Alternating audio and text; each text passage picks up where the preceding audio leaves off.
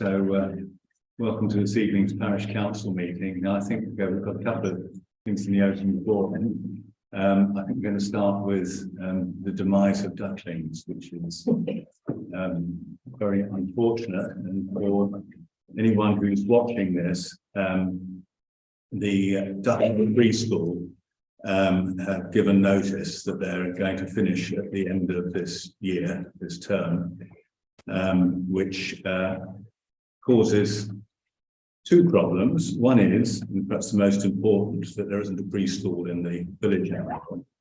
And I would say the Parish Council gave a huge amount of financial support to Ducklings over the period when it was trying to establish itself here.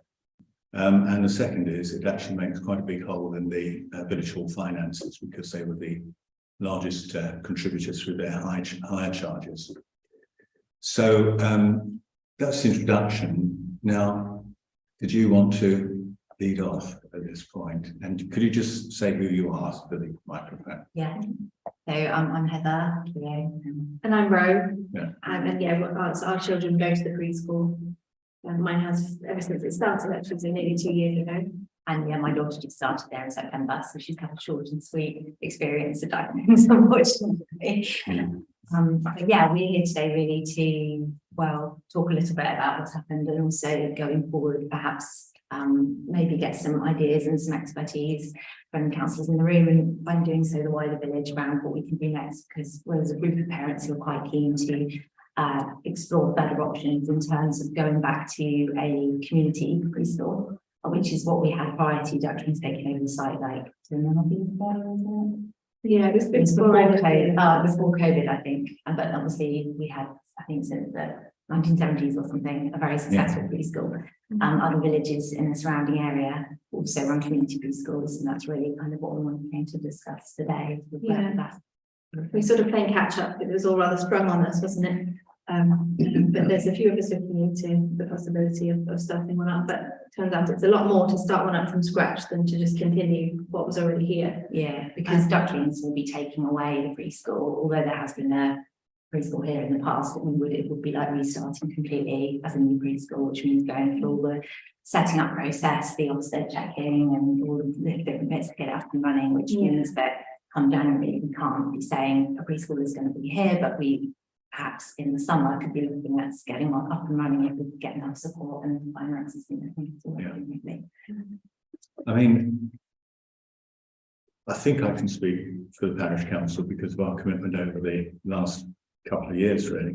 Well, actually, before that, because the previous preschool that ran in the village used to have periodic financial issues or cash flow, really, because the children, typically the autumn term, the term that we're in, was the dip when you didn't have the children, and they would quite often come to us and say, could we help them a little bit financially by waiving some of the charges or partly waiving some of the charges in that term, and then they'd pick up again in the new year.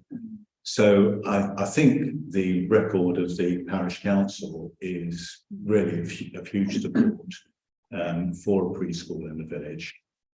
The other thing, which is really just serendipity, is that the new development down at Carrington Grove does have planning gain associated with it. And we did put in quite a large sum for early years activity. And that we know that Milton Keynes or Stonewater actually invited Milton Keynes Council to send the total invoice through to them. We don't know if it's been paid yet. But you know, there's a number of areas within that planning game that we are obviously very interested. Offhand, Steve, can you remember what the early years amount was?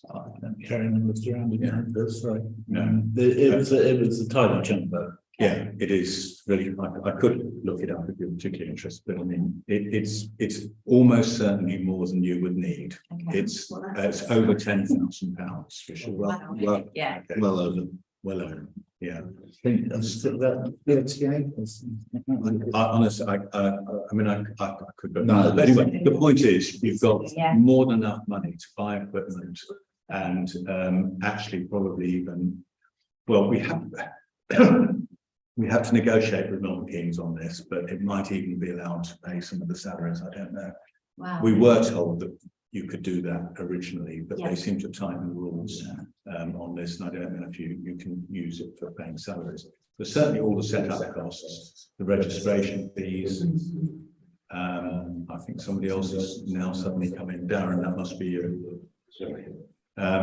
Or Russell, you're also showing as unmuted. That's it. So we're very happy to work with you on doing that. Unfortunately, most of us are probably not able to help you in kind in directing you through the labyrinths of Ofsted. But I know you've spoken to Jackie Laderman, is it? We've or spoken one to Adele. Okay. She gives Yeah. really helpful advice. Yeah. Yeah, she's great. And that's the So what's the situation now? How far have you got? Not very far because we don't have any time. So yeah, so the situation at the moment is that Ducklings research at the end of the Yeah. year, and that there's a group of parents. I mean, the preschool is a small preschool at the moment, but actually, ironically, since we've been told about this closure, the staff who work here currently have been getting inquiries about new children wanting to start in January, like you say. So we're kind of coming out of that sunset. So Yeah, we've got an idea that obviously to make it profitable, you do need to have maybe slightly more children in it than are in it currently. But I think there is scope for that with the new houses and the inquiries that they've been getting. Yeah, I mean, there are 40 houses if you count, these as well. And they're all really sort of starter home-ish. I mean, you would expect that they have families in them. So I would think you'd probably have 3-4 children coming out of that. I think Cosgrove as well. Yes. There's some from Cosgrove already. Yeah. Are there? And typically they don't have one. Yeah, there's don't have a there's no preschool. reason, and it's not been Haversham under, is there? So you've got close by villages that are also looking to. It's a really, I mean, Parish Council will be supportive because I just feel it's a really good community to have in the village and to cater for the younger children. That's kind of how we feel as well, isn't it? We feel it's a really good resource for linking Oh, yeah. younger children with the village. It feels so special, the fact that it's here. Can I also say that I might have found someone at Milton Keynes Council who's responsible for early year development who I would hope would help us. Oh, right. Name isn't in my head at the moment, but I can dig it out. Okay. Thank you. Must So- be a long day, you know, at home. So what would you like to do? I mean, Well, we do have a meeting scheduled, but we haven't got a date for it yet. Yeah, we could set up a meeting with like people from the wider village who are interested in helping, because our problem is we don't have early years background, so we're making sort of just learning as quickly as we can within the research, but there might be other people in the village who already don't know all And that. certainly if there's a, council member who would be interested. So another sticking point that has been with the current preschool is that not all the sessions that are able to be provided in the village hall because of prior commitments to the school and to the community and things. But obviously we have got the scope that the church is opening up with its new toilet and kitchen and things. Spoken to Melissa King, who runs all the little lambs and things, and she's very interested in being part of that church hosting some sessions to be able to bulk up. Do you think that the church could actually accommodate preschool? Because we did actually look potentially at the church accommodating the school.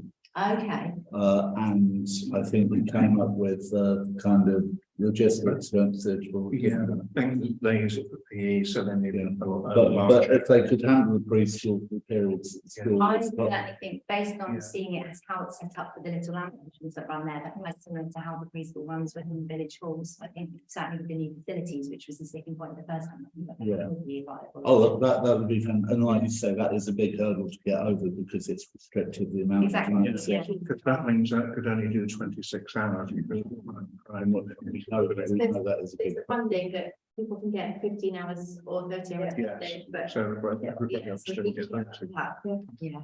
well, I mean, for the purposes of tonight, I mean, you've introduced it. Is there anything else you want from us this evening other than to sort of basically broach the subject? So that Yeah, we're- it was just to set up a dialogue about it, because Yeah, with Ducklings pulling out so quickly, it felt like they haven't communicated with us necessarily, all between us all. So Yeah. just to set that up. And yes, to make you aware that we're a group of parents at the moment who are interested in continuing it. Yeah. But realistically, it's probably going to be a 6-month gap maybe, before we're able to actually go ahead because of the time, like offset checking can take up to 25 weeks. So obviously if that, it might be shorter, but if it takes that, I'm not able to go into anything before offset checked anyway. So, yeah, it's making you aware that there would be a gap there, but that's not to say that we wouldn't want to then go ahead perhaps in September next year or something as part of a community preschool. Yeah. But like Rose says, we need it for where we need it to be more interested parties, I suppose. Yeah. Particularly if there are people out there with experience and knowledge.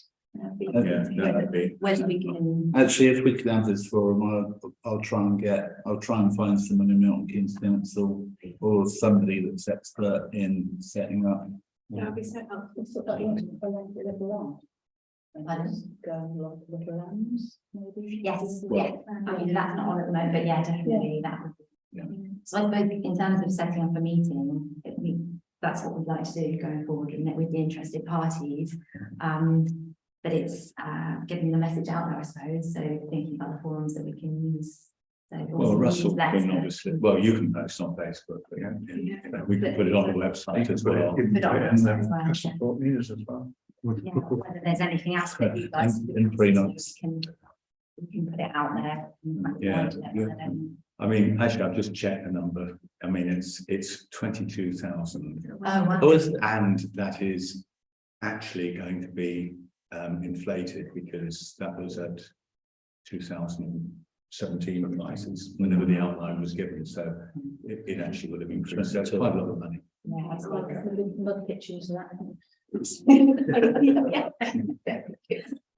I think another area of expertise that we probably need a bit of help with from someone would be the kind of recruitment side of things, because we are going to have to recruit a nursery manager and do other members of staff. Yeah. And I think we've got some of us have got experience in general recruitment in our previous roles and stuff. Obviously, taking that on as a committee is quite a big thing. So if someone out there is like, oh yeah, actually, I'm happy to.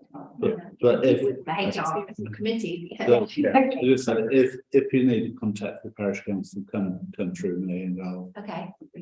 kind of know what needs to be. Okay, Thank you. all Thank you so right. much. Well, So great. thank you very Thank much you. for your initiative because it is something that is, very needed in the village. And I mean, we tried really hard to keep it going as a parish council, but obviously you can only go so far. So thank you. So we'll perhaps do some publicity and get a date to. Okay. Yeah, All right. I think I'll get the only the better. Yeah. Thank you. Right. Okay, if we'll move on then. Before the gentleman starts, shall I read out an email we received from a resident of Sheffield Place? Right. I bring to the parish council's attention the need for an urgent enforcement action to be requested of MKCC. This house has referring to CMNP infraction 36 Shepton Close. This house has a rear extension in build at the moment under planning permission 21/02497, granted on 5th of November 2021. It's ground floor extension for the full rear width of the house with the tiled roof. The new roof tiles have just been installed on the extension roof and are of a light red colour, whereas all original roof tiles on all Shepton Close houses and garages are of a dark brown colour. The red tiles are a very visible direct conflict with the requirements of the made Castlethorpe neighbourhood plan. Shepton is character area 2 of the plan. Section 443 of which states character area 2 forms the rest of the build-up area of the village outside the conservation area and within the settlement boundary. The policy requires new buildings to be constructed from materials similar in colour and texture to the materials found on adjacent buildings. It is expected that the extension and other building works to existing buildings will be constructed from materials matching the existing buildings. This section of Shepton comprises 6 detached houses in a rectangular quadrangle layout, numbers 32, 34, 36, 38, 40 and 42. The houses all have a view of each other's rear gardens and buildings, sorry. So 36 now stands out as a very conflicting in appearance. The site also clearly visible from the public footpath in Goddess Field, which is about 70 metres from the rear of number 36. This strong confliction with CMNP follows a similar complaint already lodged by myself with MKCC enforcement with regard to a new rear extension also in build with number 38, which is the same red roof tiles. I feel that a complaint by CPC regarding 36 will carry more weight than me making another personal complaint. My complaint reads 38 is now about 30 days old with no status update and been given to me by MKCC. Regards, a resident, and this has been circulated to all the parish councillors. Okay. Yeah. Did you want to? Yes, I'm Mark White, I'm the resident at number 36. I have met with that individual before I started the project. I looked at number 32, which had an extension back in 2015. They've got much steeper angles on their roof. And so I acknowledged what was given. On the front of the house, I've made changes, I've put bay roofs on, and them tiles do match as per what is on the roof of the property. And that's because it's at a steeper angle. So with the extension that we've done on the back, we've got a really good match with bricks, but with regards to the roof tiles, they have to be an interlocking roof tile, given the angle they sit at. So the current roof tile will not go to 16 degrees, if you know, 30 degrees. So based on that, we had a limited choice for that type of angle in the roof tiles that we had. So myself and number 38, Brendan, we looked at what we had in terms of the 4 options that were given, and the option what we picked was what we deemed to be the best to suit the building and to keep it clean. Can I just, I mean, I think Steve has already mentioned to you, Brendan, that actually the parish council can't make a decision tonight anyway, because it's not on the agenda and we have to publish our, items on which we're going to make a decision in advance. That's just the rules on which we operate. But we can note it and decide on a decision next time. But one of the curious things that is that, did you have a discharge of conditions on your materials?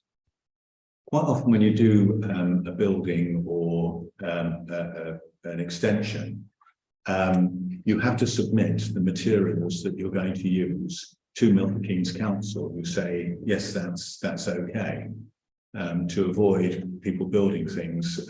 Because we nearly always say, if there's an extension if there's an extension, that the materials ought to match the existing building. Did you have a discharge of conditions? Not that I'm aware of. I mean, on my drawings, it details the angle. It details a smooth interlocking tile to be used. And the colour? It doesn't state colour on the drawing. Okay. Were there any? But it says keeping. So it's kind of out of my control. If they don't make that colour, it's kind of what is the best colour to go with the property. Yeah. So there was no condition on colour in your permission, planning permission? No, not in what was approved. It was based on the type of tile which is interlocking, and it was a plain tile to keep at the top, and it outlined a smooth finish. Because ours they've got like a sand finish to the top of them. Yeah. And they are Marley, and as I say, I've used them on the front, on the bay windows. I've matched the brick as best I can, but in terms of the extension roof tile, very particularly the angle, they don't exist. Okay. Any other councillors want to ask any questions? No. I mean, it will be a long way down the agenda before we get to. It's almost it's the last in part 1, I think, isn't it? Yes, it's to consider any other business for noting or inclusion in the future agenda. So I would suggest you don't wait for that. Because we've got some fairly hefty things to talk about in the meantime, but, okay, if there's no other questions, thank you very much for that. Well, Yeah, and we're aware. we're aware. Okay, thank you. Thank you. Councillor has one to. Yeah, you can stay with me. Very well. That sounds good advice. It's not begging. Yeah. Are there any other matters for the open forum? We've got an application in Cosgrove for 9 industrial units. The largest one is the full size of 5 football pitches. Yes. It's at the moment already got a 90-day stop by the highway on it because of access. And also, this is one problem. The next problem is at junction 15, there's a rail distribution line. They're not putting the railway in, they're making it all vehicle. And they're now putting the application for approval was to use the M1 only. But they're now putting a bypass around the road. So we're going to have a lot of traffic coming down our way.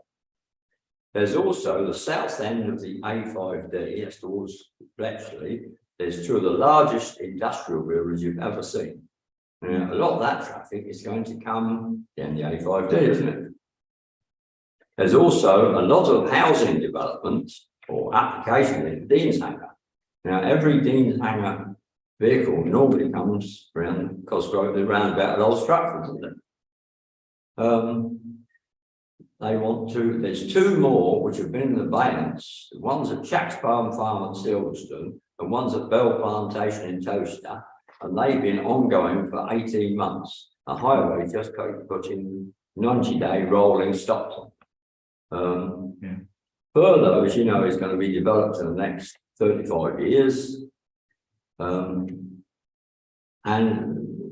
if you want to wade through that lot, which I wouldn't recommend, there's possibility of housing at Toaster Racecourse. And that's the sort of traffic problems we're going to have in the future, which is going to affect everybody. I think there's also in the neighbourhood, the area plan for West Northants, there's more housing at Old Stratford as well. That is on for the furlough part, but that seems to have gone away temporarily. And we've got 5,000 houses there. It seems to have gone very quiet on that. But, okay, I mean, I think we've already submitted an objection. We sent an objection, Yeah. basically. and this thing said that the roundabout at Old Stratford is totally inadequate and is a traffic pinch point. Yeah, I think as Russell says, you know, we You've done basically good, have echoed and tried to support Cosgrove Parish Council with the same basic objections. So if you can tell us, Tony, if there's, you know, comes a point when we need to do any more, or Framptons are the planners, and they've made it a cloak and mirrors application. You could look up one bit, then that goes to another link, and that goes through pages, and there's 109 pages of the application. It's all the way through. I have to say, I found it very difficult to find the appropriate bits in the West Northampton planning. I couldn't find what the latest. No, you can't find out what's Mr. Abbott going to do. Okay, well, look, That's what I was saying. I mean, that's what you're possibly going to get. if I mean, we're one stage further removed, but having said that, that junction onto the A508 from the Yardley Road has been a bone of contention from the day I became. And there's no money for that whatsoever. And that really ought to be widened to what is the current standard.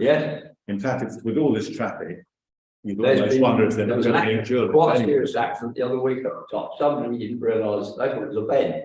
Of course, somebody's coming up from the 508 and ambulance and recovery vehicles and all the things you don't want. But there's no money available. That's the truth. Right. Well, look, we understand that. If you just keep us alive to, and if there's something that you Cosgrove Parish Council want us to do as a neighbour. If you want to do bedside reading, try that. Right, okay. I've applied all the way through your local plan, so yeah. Okay, shall we move on then to the actual parish council meeting? Thank you.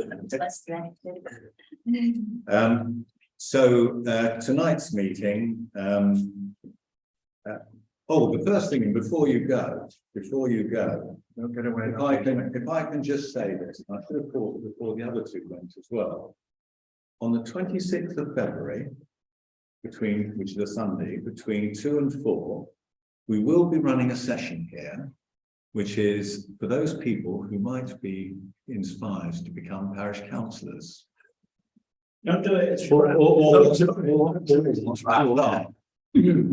So if you might have any interest, and I'm trying not to address that just to the people in the room, but to anyone who's watching. But if you might have any interest in serving on the parish council, do come along to that session, and we'll try our best to explain to you what's involved in that. There is a session that Milton Keynes Council will also run, but I suspect that's going to be more general, whereas obviously what we do here in Castlethorpe is very specific. So that's the thing. We will talk about that in the meeting, but thank you for waiting just a moment there, and we'll see you on the 26th. You know my email, you've got my contact details. Yeah. So we've just heard in the open forum about the Ducklings Pre-School, but there's also an impact on the village hall finances, which Russell will take us through in the meeting. We've got the draft budget, so the very first pass of it, which Steve has prepared for us to review. And we are in quite a serious situation here, because with the loss of preschool, that's about a £6,000 hit to the village hall budget. And then we've obviously got the energy costs. We're finishing our gas fixed price plan in this January. Fortunately, we've still got the electricity fixed price plan for another year. But I think, Steve, you estimated that the total cost to the parish council finances is the order of £11,000, which is like a third of our precept. That's the two together. And the Yeah. increase in energy costs. So that's a big thing that we've got to look at. And the other thing that I would mention is that at our January meeting, I'm hoping that we'll be able to talk in a little bit more detail about the proposed clubhouse up at the sports ground. I have actually got a drawing behind me, but you won't be able to see that on the live stream, of course.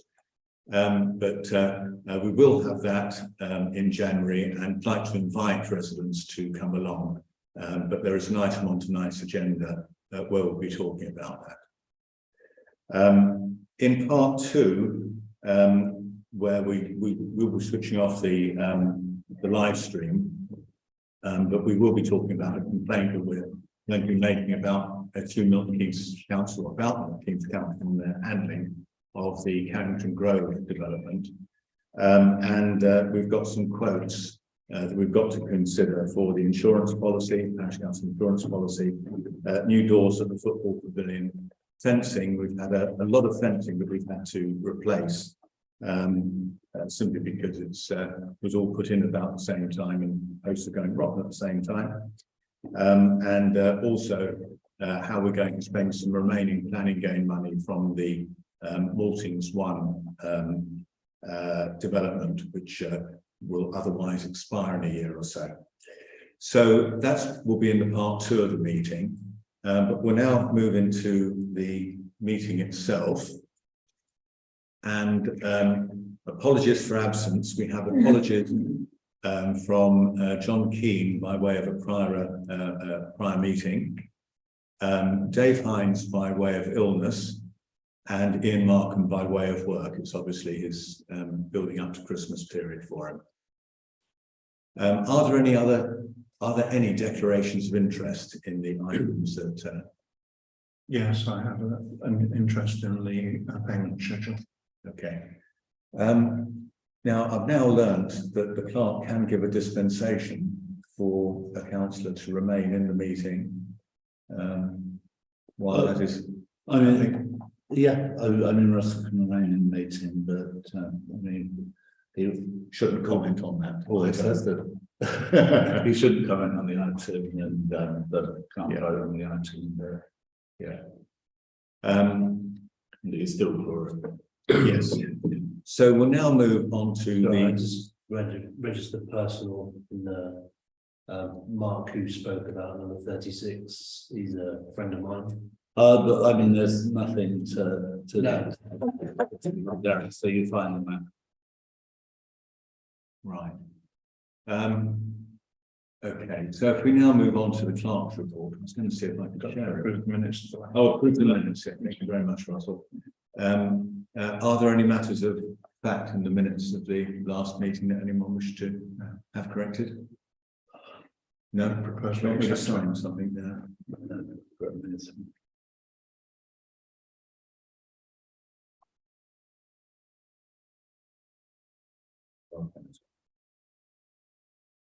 So that's Russell propose. You second, Yeah, I'll second it. We're all happy, yeah? Yeah.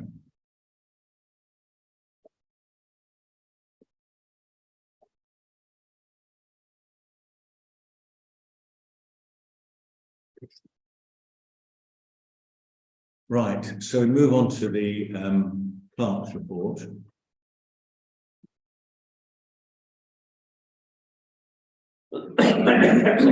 Right, so item 1, and I think I would, it's a pity he's not here actually, but Dave Hines has done a tremendous bit of work getting the seats replaced on the whirligig down in the Fish Ponds play area. You would think it would be straightforward, just ordering the new seats, which Steve did, I think, and then fitting them. But it turned out not to be. He had to drill holes and do all sorts of things to get it fitted. So the ordering bit and straightforwardly. it's all right when you left it, is it? Yeah, so record our thanks to Dave for doing that. And similarly, the Christmas lights, Dave organised that on Saturday. And I'd like to thank everybody who came along and lent their support.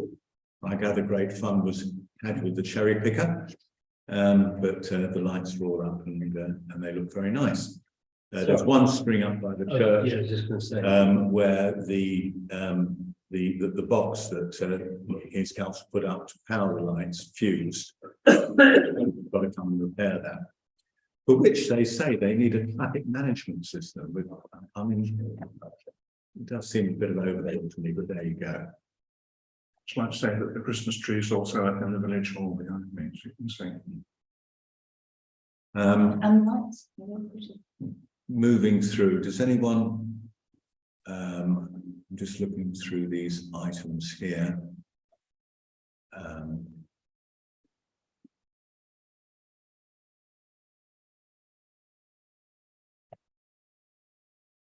Are there any other items? I Anybody else wants to regret to raise? say that I delivered all of the welcome to Castlethorpe. You did. Thank you. To Carrington Grove and all 2 people that I knew that had moved into the. I think there are another couple in Foxcourt Lane that I need to deliver. So again, for all residents, if you're watching this, there is a welcome to Castlethorpe booklet now, or leaflet, which just introduces the village to people who move in. If you know of anybody who is moving in, please let us know, and we'll let Steve know, and he'll make sure they get one of these booklets. I'm going to actually produce a PDF of it, and then you can download that from the village website. I'll put the details when I've done it on the village Facebook page. Okay. You can download it and print it out if you want. Yes, if you're not a newcomer. Okay, there's an update on the streetlight situation. I mean, still plowing away, putting all the streetlights up. They're waiting for parts, particularly brackets for the Station Road car parking area where they've got to fix it to the existing poles. And there's a couple of places where hedges need cutting back so that the lanterns can be converted. But anyway, that's all going on. And looking at the next list of these items, I'm sure there was one in here I wanted to raise. No progress. That's No. no progress. That's- Yeah, yes, no, there was something I was going to mention in there, but that's fine. Okay, any questions on any of those? Yes, number 9, Wolverton City Council having problems sourcing a mature and healthy monkey puzzle tree. They were the ones that decided it should be a monkey puzzle tree. So what are the problems that they're having? It's simply sourcing a specimen. If you remember, what we said was that rather than just having a small sapling, we use the money to have a more mature tree that goes in. And it's quite a significant sum. They're just trying to source a large one. I have been back to them and said, look, you know, we're not precious about it being a monkey puzzle tree. If you've got another natural species that you want to put in, you know, feel free to go ahead. But they are quite keen on them because I think they're particularly disease resistant. You know, I think that's the thing that they want to avoid. The other thing is the community forum, which is one of the final notes. The next one is actually going to be here in Castlethorpe in January. I'm just going to have a look at that. Do you want to put that at the end of the agenda and the forthcoming events? Yeah. Yeah. It's certainly Darren, you've dropped out. Yeah, okay, so didn't get Carol. Okay. Any other comments on the clerk's report or questions on the clerk's report? Okay, let's move on then. So, board councillors, thank you very much for coming. Is there anything you would like to say? No news from the front. I mean, firstly, Liam sends apologies for not being able to come here tonight. In terms of us, we're still discussing our budget allocation at the moment. I think we previously said that we'll give 500 to Castlethorpe to help with first aid course. I don't know where you guys are at with that. I did. I talked to Tony Rice today. In fact, I talked to him a few days ago, and he said he'd let me know today.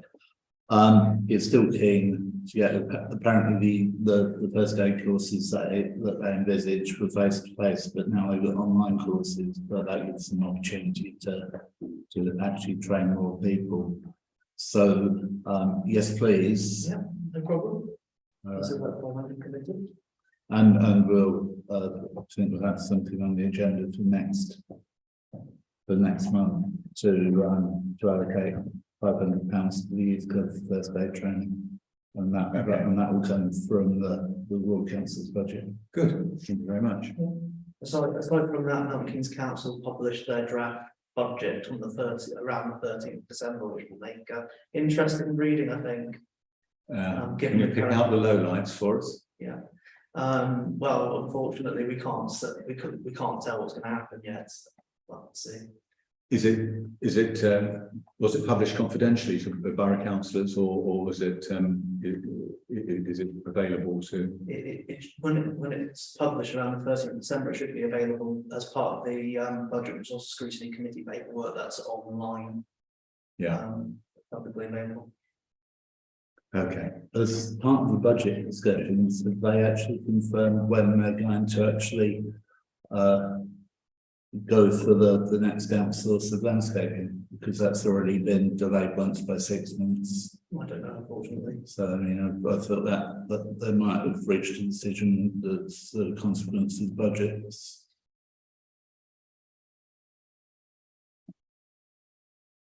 Okay. Right. Let's move on then.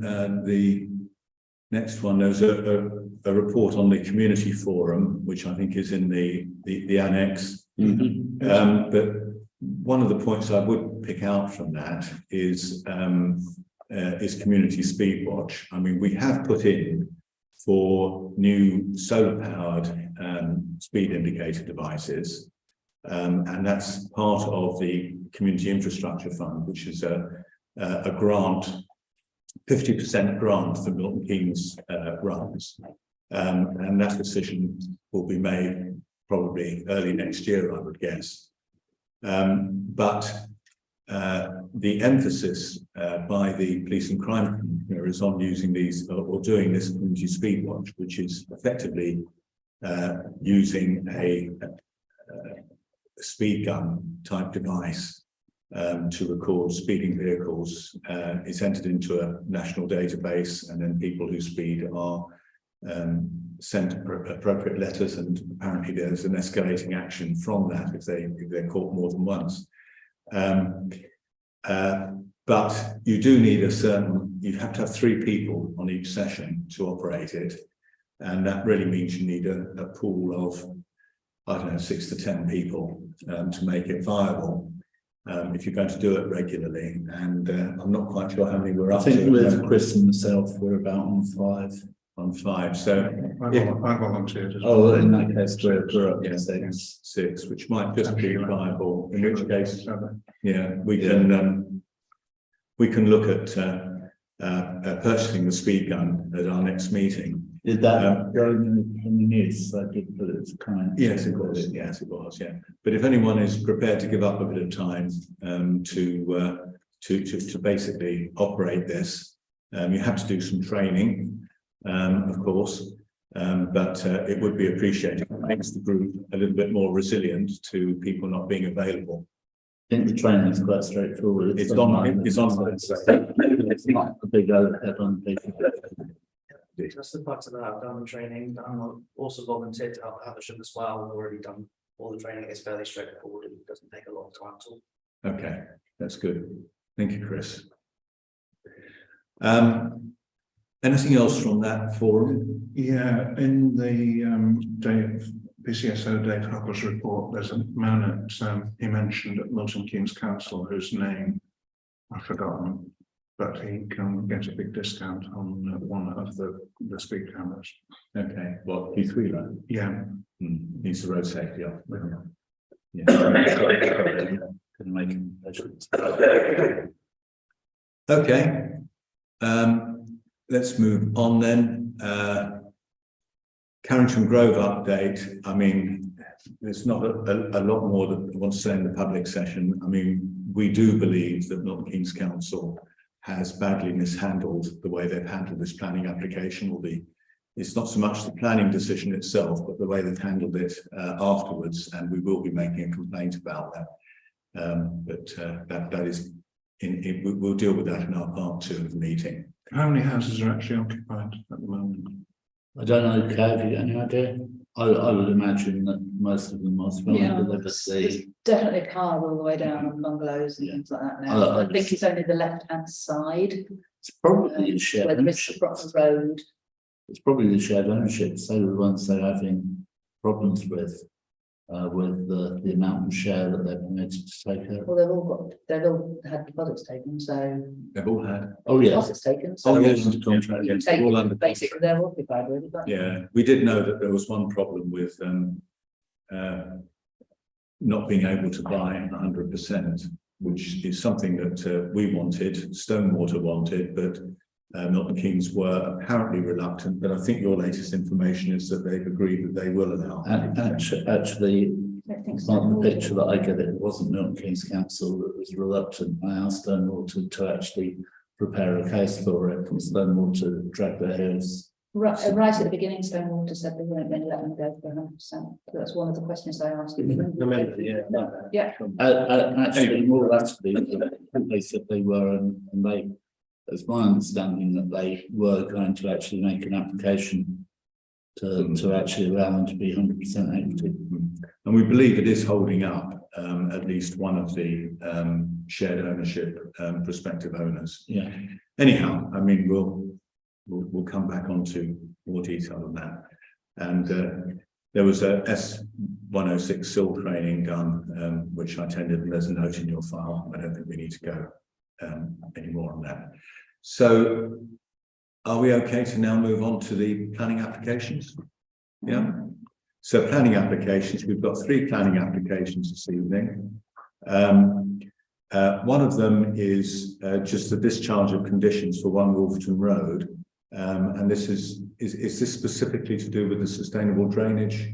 It's not the materials, is it? Because that was approved last time. But any comments on this one? No? Okay.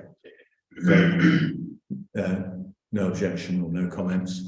5.2 is a two-storey rear extension to an existing garage to provide a gym and home office at 20 and 21 Lodge Farm Court. Are they called linked terraced, or anyway, they join on the garage, and they're both doing it.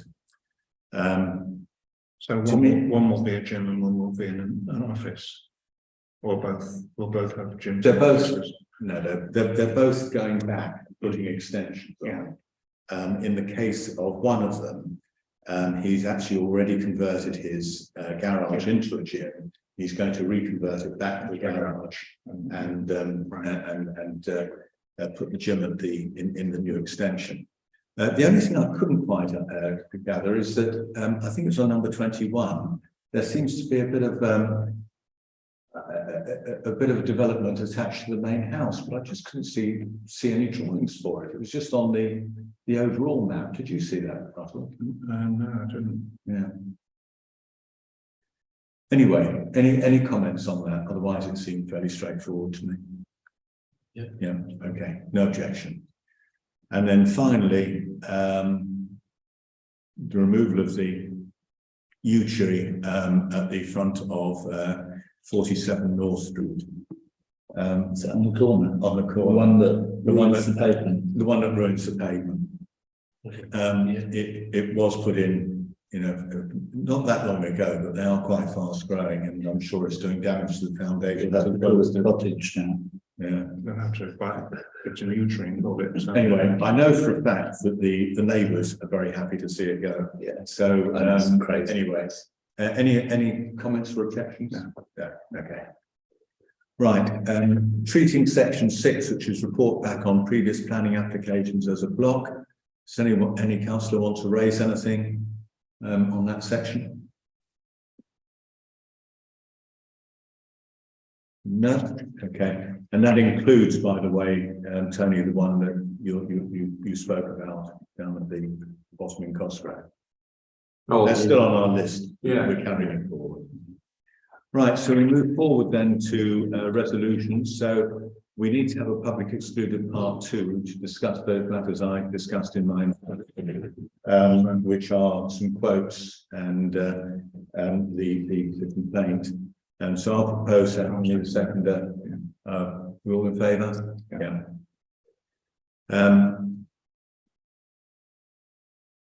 7.2 is to consider making final stage comments on the Havisham and Little Linford neighbourhood plan. I have read it, as it's my hobby reading neighbourhood plans. No. There is, I think, one housing development, which is a mix of affordable housing and for sale housing. So I think we'd better warn them about Milton Keynes Planning Department's policy on that. Yeah. But otherwise it looks fine. It's full of, things to keep it the village looking like it is. I have to say, I did read it as well, as sad as it may be, and I think it's a very nice neighbourhood plan. Yeah. Do you want me to take an action to put to the clerk? No. Okay. Oh, well, You could warn them, yes. you could warn them, yes. But I'll just do it. I won't do it through a visual action. Yeah. Okay. So 7.3 is now to consider the village hall finances following the closure of Ducklings Pre-School. Russell. Yes. The up till now, the village hall has been basically holding its own and actually contributing a bit towards the Parish Council finances, but with this massive £6,000 hit, it's going to be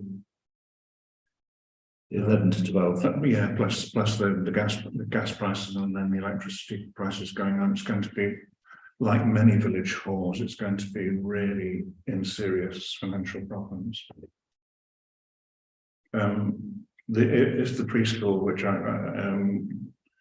it does start, that will alleviate a lot of it, but we still have the problem with high energy costs particularly when the electric fixed term contract runs out Which is when?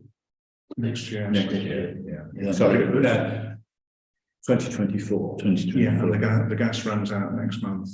Okay, so it's the gas that's going to be the problem. Yeah. So you'll see when we come to the budget. Yeah. Yeah.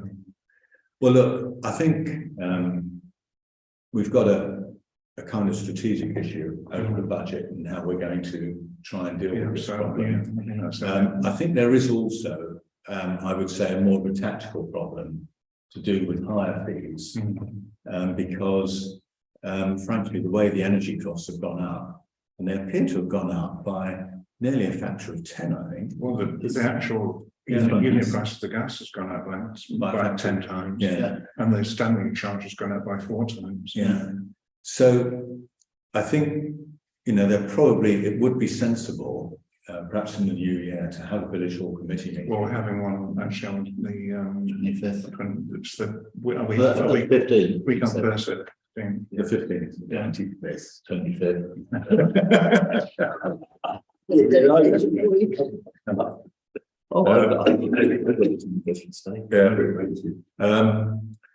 So, okay, so we will obviously have to, I mean, I'm not sure we'll have all of the information, but having said that, as we'll come on to it, frankly, the different options that we've got are all pretty much, around the same ballpark. Yeah, I think there'll have to be a discussion. And we can only plan for the likelihood of the preschool not being on stream for a long time. Well, I mean, I think from what the two ladies said, I mean, in practical terms, they probably won't be able to start before September. Yeah. So that's half the year. So that's half the year anyway. So yeah. Okay. Right. So is there any more to say, really? No, the only other exciting thing is that we're changing the thermostat to a hive thermostat, which is much more controllable. So hopefully the gas usage should go down. Is that a single thermostat? Yeah, it's a hub and thermostat. Oh, right, so it's a hub that controls the other. Controls the hot water and heating. Yeah. To change the valves on all these radiators would be quite expensive. Yeah. At £40 a time. Plus fitting. Okay. All right. Thank you very much then for that, Russell. And 7.4 is on me, which is to assess the state of readiness and form a working group to consider the building of a clubhouse and the sports ground. And I think it's really what's on the tin. I mean, we know we've got some plans which Darren's father very kindly drew. I think we have got a little bit of discussion to have about that. I mean, certainly, I think it might be helpful to have a little bit more depth to the bar area. It's very shallow and wide, and another metre I think would help. We just need, Steve has confirmed that we should be in good shape to claim the S106. I mean, you'd never know until it's in your bank account. Go on, Steve. Yeah, if I can make just a couple of points on that. One, it's going to be something that it's going to be a bit like pulling teeth. I think that Milton Keynes Council will be required to actually be convinced of everything that we actually bid for to spend, and so they're going to look at sustainability, long-term profitability, and that kind of thing. There's reading the S106 statement to the letter. It doesn't allow a separate building. And so it's in the clerk's report. I've actually from the officer at Milton Keynes Council.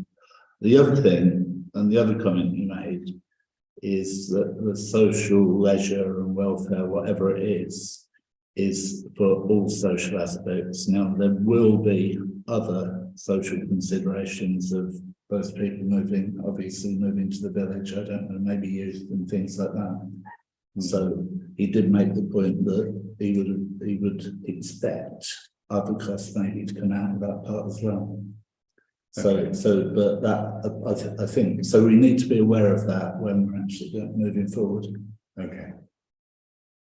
I have to say, when we did the rejustification in August last year, it was solely for the club. I know that came with nothing now because the words didn't change. Yeah. Anyhow, we'll cross it. So I think by a working group, I think any councillor who wishes to be part of it. Darren, yeah, I don't think whether you'd be able to. You're obviously during the day. I'm snowed under. Yeah. I'm not very like to work. But I'd like to have a wider discussion and invite residents to come along and give their views. Financially, at the January meeting, which is January the 7th, isn't it? Yeah. The 9th. 9th, January the 9th. I mean, from a financial point of view, the S106 is, I think, about 180 something thousand. We've had a budgetary quote just for the building, and clearly there are elements in there which aren't included, such as heating, which is, you know, the thick end of 200,000, and there's some fitting out to be done as well. So, you know, we might have to, if we're going to go ahead with this, we might have to actually borrow some money, which we can do as a parish council at what's called prudential rates, which are low rates. But that's a subject that we're going to have to discuss at the parish council, and we need to be informed by a wider discussion. I think also crowdfunding. Could be crowdfunding as well. We need to consider that as an option. Yeah. Because I mean, do take the church as an example, they've crowdfunded quite successfully. They have. And for the shop, we crowdfunded. We did. We did. But anyway, it's just yes, a consideration. Yeah. So I guess we could have tables with people's names on them. The Bradbury table, the Merit table. My flag. That's right. Yeah. And Russell's case in memory of. Okay, so that's really all I wanted to say on the clubhouse side, and we'll just have to try and move it gently forward now. So you mentioned a working group, and Darren put his hand up. Is that something you want people to? Yeah, I'm parish very, councillors to email me, or do you want to invite members of the public onto it? Or well, I think that's a very good point, and I'd be very happy if there are any members of any residents who would like to join us. Particularly if anyone who's got any experience, either of building or of running a bar, to come forward and give us your views, so that we can try and shape this up into something that would be viable. So that is the invite. So if you could write to Steve Clark at castlethorpe-pc.gov.uk and say you'd like to be involved in that would be great. And councillors, are you up for this? Or Yeah. And me. Yeah. do you want to put something on Facebook to that effect? Yeah. Very good.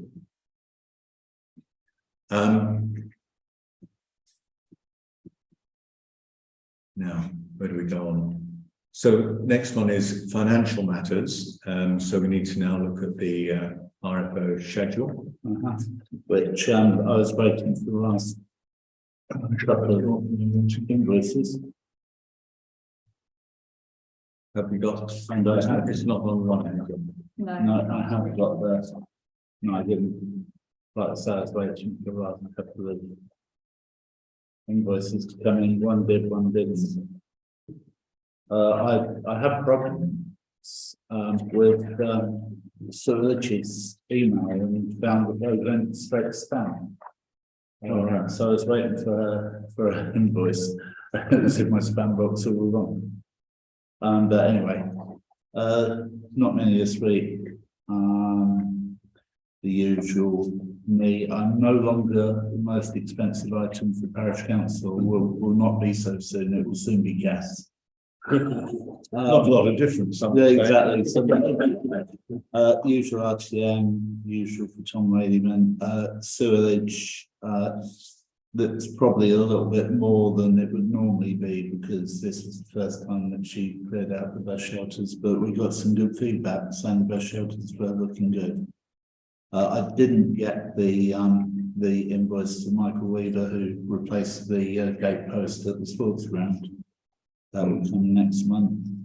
A couple of courses, I have to confess that I forgot all about mine, and so I've wasted £45 of the public's money. I do apologise about that. Russell has brought this magic thermostat thing, and Milton Keynes, Black Friday deal at Screwfix, half price. Milton Keynes Council invoice to paint the white lines outside the Acorn nursery. Can I just add something? I know I should really, but You shouldn't really, but if you want. no, you mentioned Drew Archer in the email. Yeah, I suppose you do. He did get the boiler working again when it packed everything. He's also coming in tomorrow on Wednesday to give it a service. I spoke to Drew, happy to invoice us for everything for next month. Okay. Right, any questions on this? Okay, well, I'll propose it, Kay will second it, we're all except Russell in favour, can I sign this one? Yeah. Hey, could you sign it rather than submit it, isn't it? Right, so we now move on to the draft budget. And I wonder if I'm going to be able to share this so I can put it on the screen. Yeah, for a moment. There it is.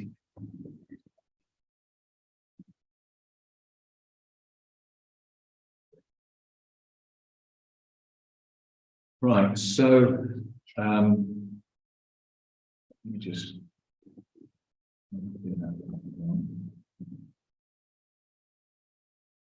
So the draft budget has been prepared by Steve. I'm sorry, I'm actually sharing my comments on the side as well, unfortunately. Let's not worry about that. So if we start off with our income side, there is an increase in the number of houses. So if we stayed with the same level of precept, our precept would actually, the same rate of precept per house, our income would go up from 32,000 something to 34,400. We have, now there is an issue here, and I'm not quite sure if ward councillors can advise us on it because Steve couldn't get any response. We've obviously got 40 new houses that will be occupied by next April. The number included in our tax base is how many, Steve? 15? I think it's around 15 extra. It's only 15.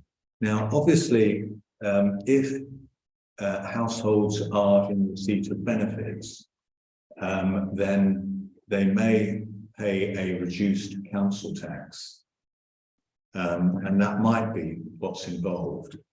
But do you know when the tax base is set? Because it should really anticipate houses coming if they've been built. You know, I mean, well, we know what the situation is in Carrington Grove, for example. I think it might already been so actually. Let me Oh, check that. Yeah, I mean, my understanding is that it was set at the top. They actually just kind of take a point where they define all the figures, Yeah. including the tax base for each of the parishes. Because there was a delegated decision taken, I think it was a few weeks ago on how that place, so I'll see if we can fish that out. Yeah, if you could, Chris, that'd be very helpful. Because obviously it makes quite a difference to it. Well, if we had the extra 40, I think I calculated it would probably be about another £2,000. I mean, that's the sort of difference it makes when we're talking about a precept of 34,000. And when we've actually got a deficit, 2,000 would make quite a big difference on that. Now, I'm going to run through. You can see the reduction in the village hall from 10,000 to 4,000. That's the £6,000 that we would otherwise have got from preschool. And the 4,000 was just a step by me. There's no, that's just based on what our earnings would be this year without preschool. Yeah. Running down, I think under administration costs, it did seem to have gone up. I mean, again, we're not talking huge numbers here, 1,200 to 1,500. I wasn't quite sure why that had gone up quite so much. It's just the same as it was last year. I didn't change it. Last year the budget was 1,500. This year the budget is 1,500. Yeah. Well, I mean, it could potentially be 1,200, couldn't it? But anyway. Look, actually, I'm not going to do this. I'm not going to go through it line by line because we did say we would actually have a kind of working part, or sorry, Steve and I discussed actually having a separate forum just to work through this line by line. I think some of the numbers are, or one of the numbers in particular, the village hall number at 2,000 is probably a bit on the high side, given that it was major work this year. Yes, there was, and I think we could take some money out of that. But if we go right down to the bottom, you can see this number. I'll just move my cursor over it now for those that are looking on the screen share. On this, there's a deficit of £4,000. We've got a loss of £4,000 if we don't increase the precept per household at all. That could be offset if we took, say, £1,000 out of that village hall number. That would take it down to 3,000. And obviously, if we had the extra houses, we got the income from the extra houses, that again would make a big difference. Now, the decision that we're going to have to make, and this is not for tonight, it will be for the January meeting, is whether we are going to try and balance the books for the next financial year between our income and expenditure, or whether we're going to take a risk on some of the reserves that we do have. And we've got some very expensive, I've scrolled the screen down now to looking at our cash position. We've got some very expensive costs coming through, particularly on the street lights. But Steve is estimating that we'll have about £49,000 net in the bank at the end of that. Now, a rule of thumb is normally, I mean, it should be done a little bit more precisely than this, but a rule of thumb is normally that you should have a reserve equivalent to your precept. So we're talking about 34,000 or 30, whatever, something of that order. So that would leave about £15,000 that we have got, which we would normally spend on other capital projects that we've got. And incidentally, one of those capital projects is almost certainly going to be the preparatory work associated with the clubhouse. If we decide we're going to go ahead, there'll be architect's fees, there'll be planning applications, all of those things that will need to be done. But we probably could potentially absorb a little bit there if the parish council decided to do that come January. So it's worth us thinking about that before we go ahead. If we were to balance the books at £4,000, it's something like an 11. Is it £4,000 would be 11% increase? I haven't worked it out. I did work it out. I can't remember. I did it on a 3,000. Yeah, it would be 11% increase in our precept. If we were to take 1,000 out, it would still be around about 8%. If we had to make up a £3,000 deficit. So we're talking about large sums at a time when there is a cost of living crisis. So I think we have to be cognizant of that as we go forward. But I think we are going to have an increase in precept.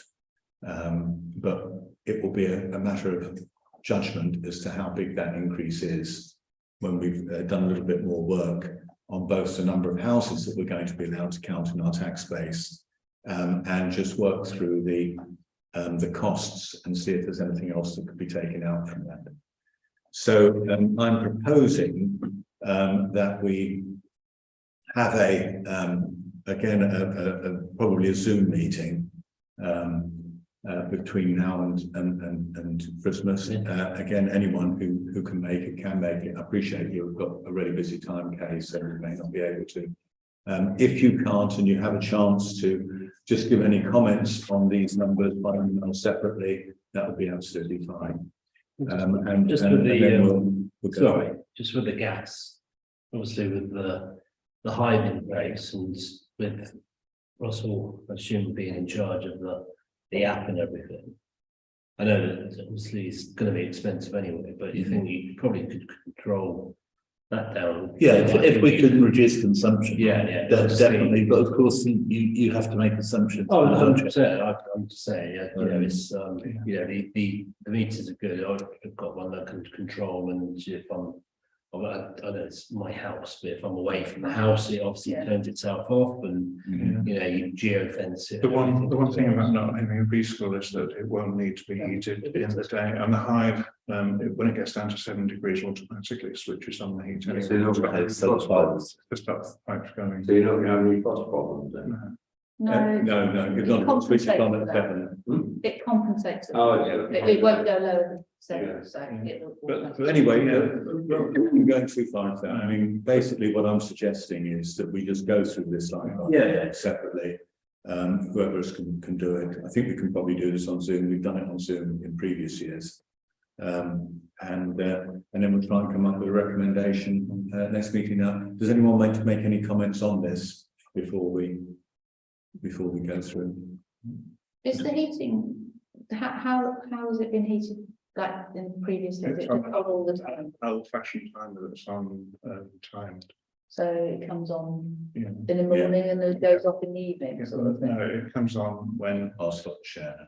it comes on in the morning before the preschool comes in. And Right, okay, goes got it. off, Okay, and then it comes in again every evening. Yeah, but let's Every look. evening, I mean, we can talk about that when we no, I was just talk wondering. about volumes. Yeah.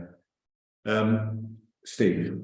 Yeah, can I just say that this is probably the only opportunity that we've got to kind of agree how we're going to take forward the gas situation and what option to go for renewal. And so we probably need to either specifically nominate some people to take that away, or as part of this budgetary item, because we have nothing else on the agenda. Right, Steve has got, I think, 3 options that he circulated to us by email. I didn't bother going back to. No, because they Same company. Yeah. Now, the 3 options are basically that we go for a 1-year fixed deal, we go for a 2-year fixed deal, or we go onto the floating rate. And actually, all of them are very, very close to each other. I think the biggest, all of them have got pretty much the same price per therm, or BTU, or whatever the unit is. But the standing charge, I think, is £1 on the floating one and about 65p in the others. So over the course of the year, you know, it would be £180 or something, which, to be honest, in the grand scheme of things, is not huge. Now, the real issue is, what do we think is going to happen to energy prices? And who knows? I think it depends how long the war in If you Ukraine are, goes. it does indeed, yes. We could lock ourselves in for 2 years. Some people might say that you're locking yourself in the peak of prices if you were to do that. We could go for another year. Certainly the comments that I've seen say that the prices are unlikely to change very much in that time frame, or we could just float. There is there is help to village halls, which the government provided in a scheme which expires in March, and there's no news as yet as to whether they're going to renew that. So it is possible that we could find ourselves either with a lower cap on prices or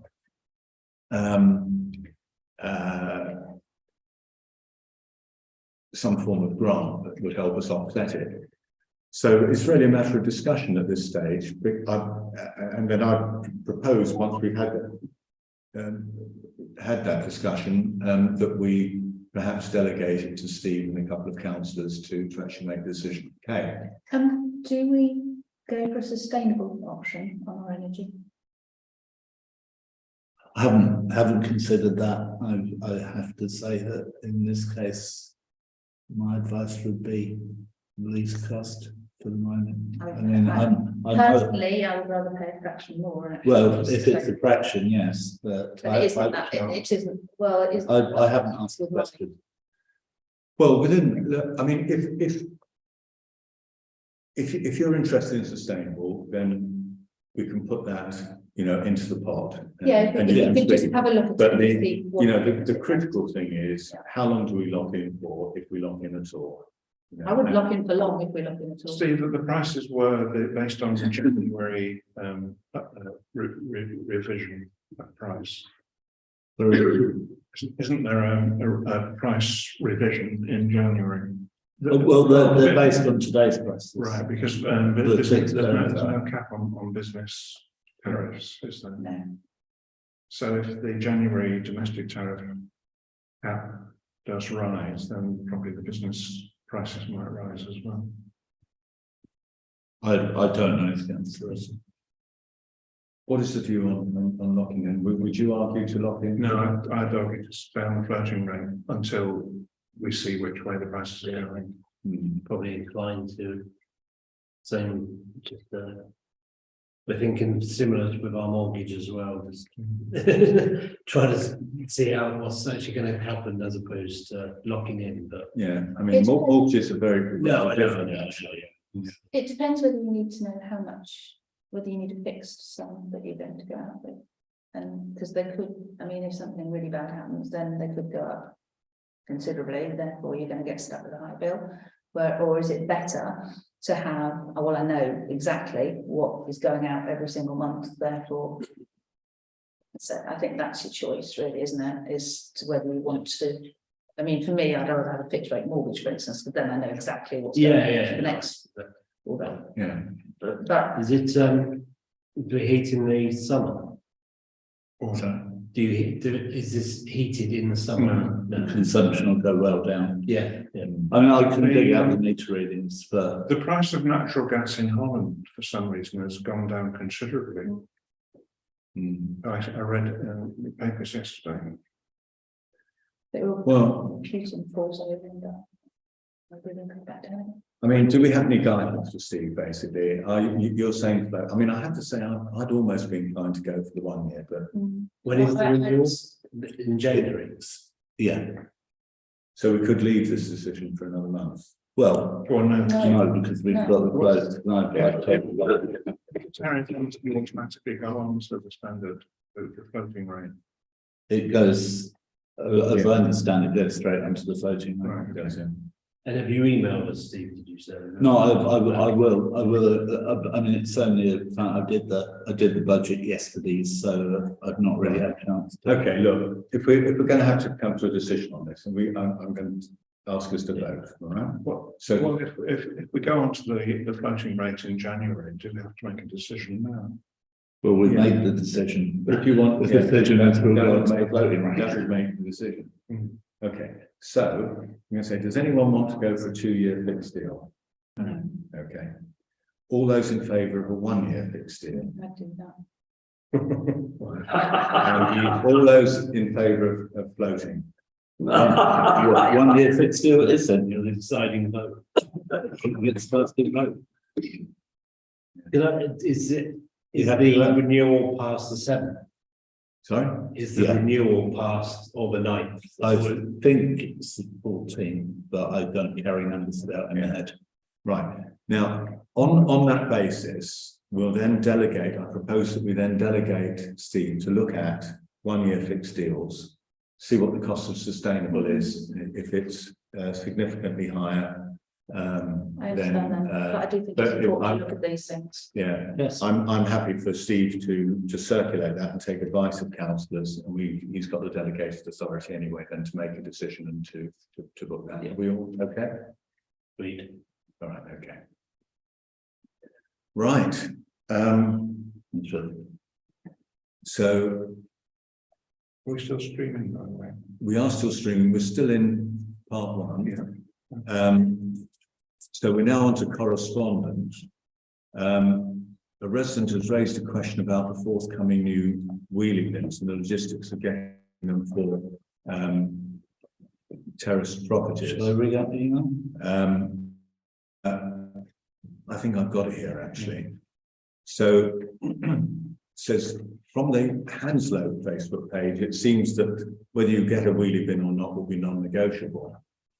Even though we understand that Phil, actually, I think certainly George, and were you there as well? Yeah, we were there as well, yeah. I mean, we all turned out for that, didn't we? Toured the village with Milton Keynes councillors. Our house, row of houses in South Street, will find storage particularly difficult and a potential eyesore for the heritage area of the village. Now, I don't know which house this is. I can say that George, Chris and I walked along the row of houses, walked right down South Street.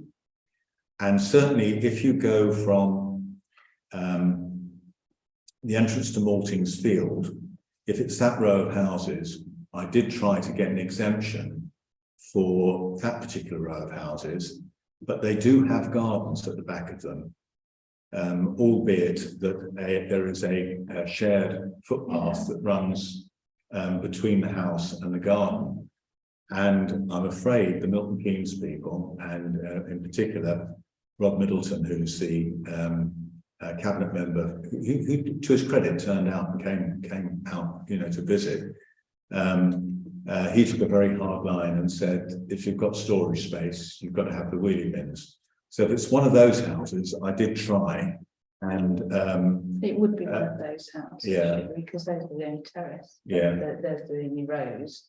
I wonder what sort of house he lived in. Yeah, well, I don't know. I do have, they did send me after that meeting a list of the exempt houses, and I have answered 1 or 2 queries from that. But I'm afraid I don't have that easily to hand because we did discuss this at our July the 4th meeting. So it's a little while ago. Is this something that individual residents could appeal against? Yes, what happens is they drew up an initial list of exemptions. And there are quite a few in the village. Everyone else will then get the wheelie bins for a trial period, which I can't quite remember. I think it's either 6 weeks or 2 months. It's something of that order of magnitude. If they then find they can't manage, they can then appeal at that point and ask for sacks, I think it is, or smaller bins, and whatever it is. Milton Keynes Council are very reluctant to move away from wheelie bins because they are a lot more efficient for their collection service. Yeah. And they ran an experiment of, I think it was as many as 2,000 households. It was a big chunk. And actually at the end of it, people who had been exceptions, or a large number of them, turned around and said, actually, we'd be quite happy to have the wheelie bins. So it's, there are issues, and in particular, it's an issue that I know George has raised time and time again side waste, you know, when you overfill your bin, and heaven knows what will happen next Christmas. I mean, this Christmas we can do it, but you know, when you've got more waste than will fit in your bins. You know, there we are. So I'm happy to answer you know, a specific query, but that is the position as we discussed in July. Can I take Chris and then you, Darren? I would say I went on a walk about around Hanslope, similar to the one in Castlethorpe, and the other day the waste services officers there were adamant about the wheelie bins going forward, regardless of how much of a hard line approach, similar to the walk we had around Castlethorpe, how hard line it is. They said that they're not going to have different sizes of waste bins. Unfortunately, they're all going to be a standard size for everyone. They did try to push the assisted collection services, but there are any residents who are having particular problems wheeling out the wheelie bins on a regular basis. So along those lines, it's an already pre-existing service that the council offers to disabled and elderly people. So they were emphasising that. They also said that they are willing to come out to various places and have sort of a type of a roadshow type thing when they bring the wheelie bins along, and they have officers in hand to help deal with public questions and things like that. I know councillor Parish Council is trying to get us to go to Hanslope at the moment to do something similar like that. It might be good. Yeah. Having a chat with them, or contacting the council to see if you can get something. I mean, in Castlethorpe. the only thing I would say is, I mean, I do know Penny Fletcher of old, Yeah. who's the officer in charge of this, and I don't think there'll be a very inspiring speech. Yeah. You know, I think, you know, there is a decision. It has actually been made. We've got as many exemptions as we could, and I did get a few put in on that rule round. Actually, they were, you know, they're like in there. And I have got the list, but I think really we're now going to have to take it as it is and appeal if it doesn't work. Can we get hands on the list? No. I'm happy for you to have it, but I don't think it wasn't given to me for public distribution. Could I have a copy? I might do. It's going to be carnage, the amount of bins that they leave just all over the village that don't belong there. Yeah, honestly. Can you imagine it with like 4 bins per household? Yeah, no, well, I mean, they are getting a new contractor. I mean, I did make the point that my bin, which is actually on the Thrupp Close side of my house, was actually found on one occasion in Prospect Place. Yeah, mine was in North Street last week. I mean, sorry, yours was in. My green bin was in North Street last week. But it's actually got 14 SS written on it. Yeah. Yeah, I mean, it is, but they say that, well, it will be better, is what they say. Right, shall we move on? Darren. When are we receiving these again? It will probably be about, it's not going to be April. I think they're talking around about September-ish, isn't it? Memory. I think I think one of the missives I saw from Penny was that logistically it's going to be delayed into the summer or yeah. Okay. Yeah. Okay. I've got one more. One more. Somebody in the Chestnuts. I contacted Milton Keynes about me getting flooded. They transferred me to highways. I'm not sure how to send you a copy of the email, but she did manage to do that. But it was just stating whereabouts the water comes from. If they fitted me with a floodgate, surely that would stop the water entering my garden. And if it rains enough, it will go through my back gate, and it flows so fast. I'm finding it hard to put up the sandbags, so saying it has to put sandbags up every time there's heavy rain out, as they're very heavy when they're wet. And I have to put dehumidifiers in the porch, and they fill up with water even in the summer. Now, this is an email about the chestnuts and Right. the drainage, the water drainage still not being right. I think the problem might be the same that we get, because in South Street, when it rains, it brings all the debris from the far end where Kay lives, Right. all down to us. Yeah. Well, And I know. in the big rain last week, it also brought a load of leaves that blocked up the drains. You're blaming me, Russ. Right. Yes. Yeah, I mean, So I do know this case, and actually I have been dealing with it for about 3 years I now. was gonna say, It's a very long one. What happened was, in that downpour a couple of weeks ago, flooded again, as by the way, did a property in Wolverton Rd.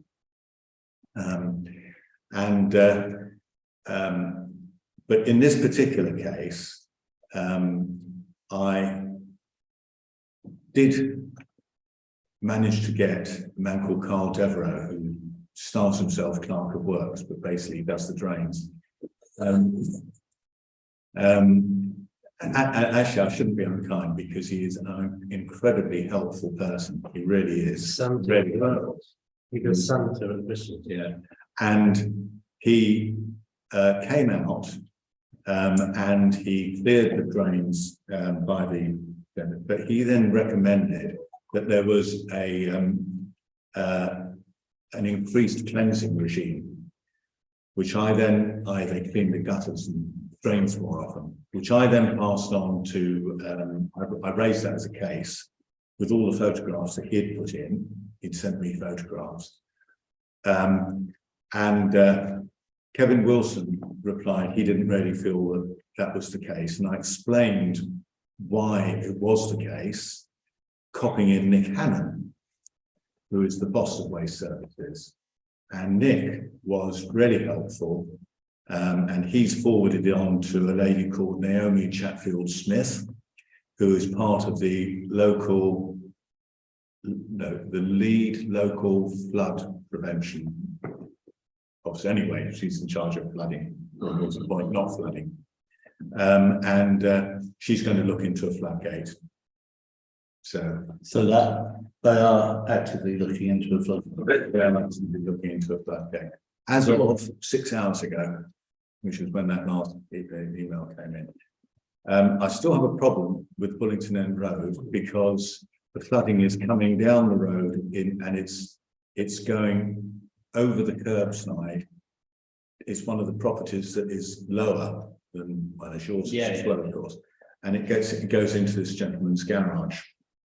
And I've raised this before about a year or so ago.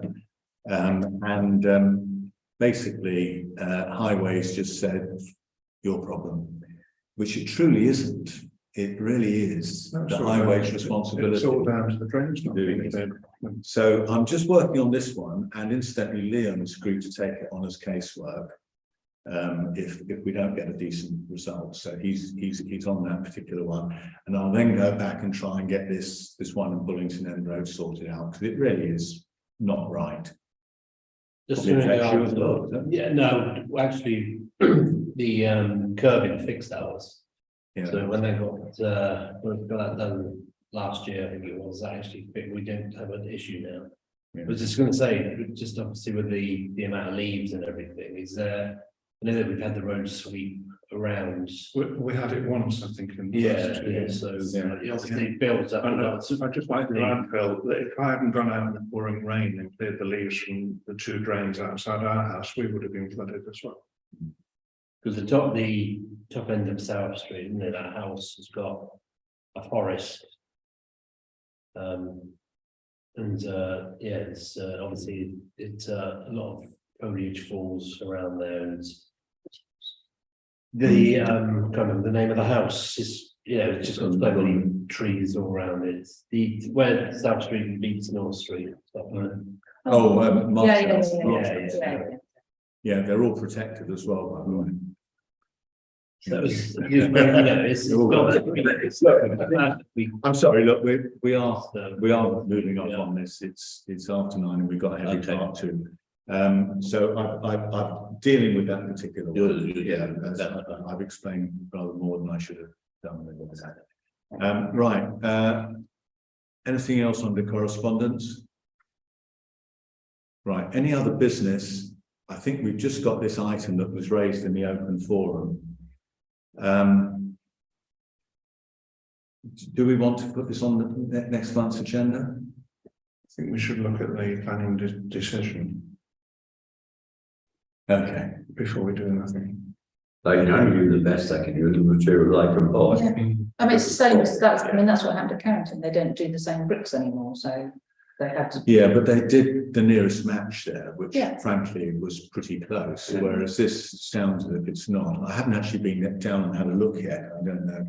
I've just been. If you have a low tile, it's got to be a smoother one to get the Yeah. water away, otherwise you have very actually drawing it under. Yeah, Because the roof is not like that, it's like that. Yeah. yeah, yeah. And I think they spent a lot of time, they've got a deal into them, quite a lot of time trying to find what they can, that's all they can get. That's what they're both the same. Okay. Well, why don't we put it on the next agenda anyway, and then. Just needs a bit of weather.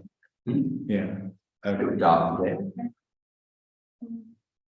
All right, and it does actually depend on what the permission was that was given, because if they were given a permission that didn't specify the colour. Yeah. You know, I mean, I suspect there's and